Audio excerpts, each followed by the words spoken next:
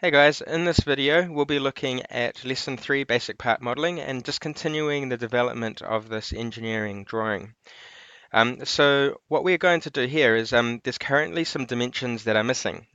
This is the dimension for the counterboard hole over here, and also we're missing the dimension for the holes that were created here as well. Both of them were created using the hole wizard.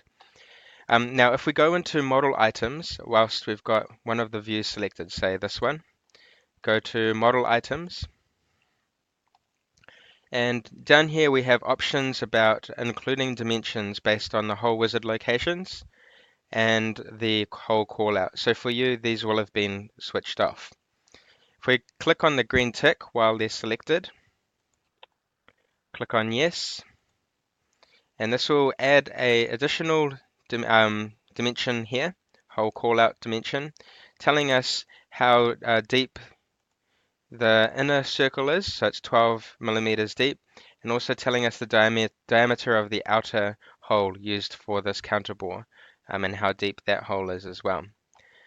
Right, so we can also do the same for the top section here. So if we click on that view, we go to model items, and then ensure that the hole callouts are open, so hole wizard locations and hole callout, they're both clicked on. Click on the green tick, go to yes, and here we've got a dimension for that hole as well. So you might find that useful as well. We can move dimensions by just clicking and dragging the component. If we have all of the dimensions selected, we can also space them out so that they're nicely spaced out. So if I hold on Shift and click on each one of these dimensions, there is an option which comes up here whilst and that option allows us to automatically arrange the dimensions. So automatically arrange the dimensions.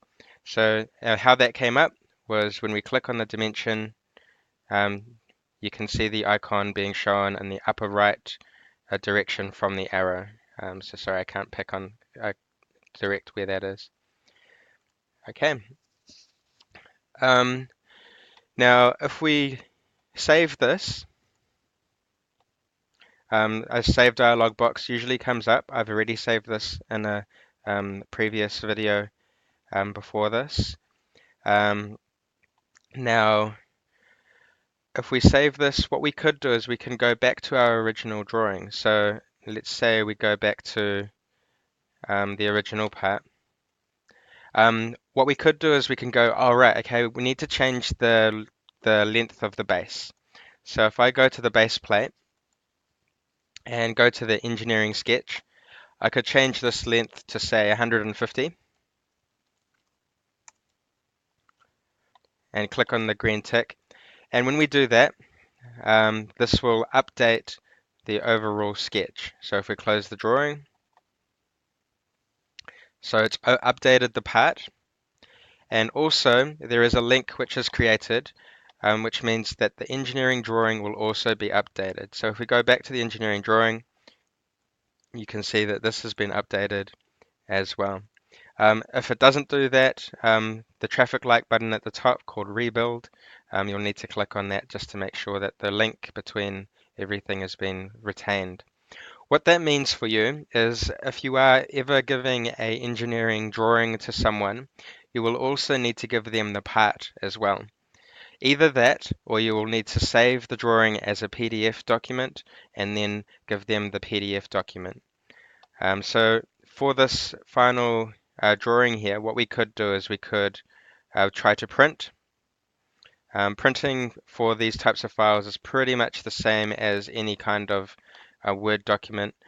So we just go to the top here, go to File, go to Print. We could have a look at a print preview. We can see that the scale is off because this is trying to print on an A3 scale. So earlier we picked an A3 size.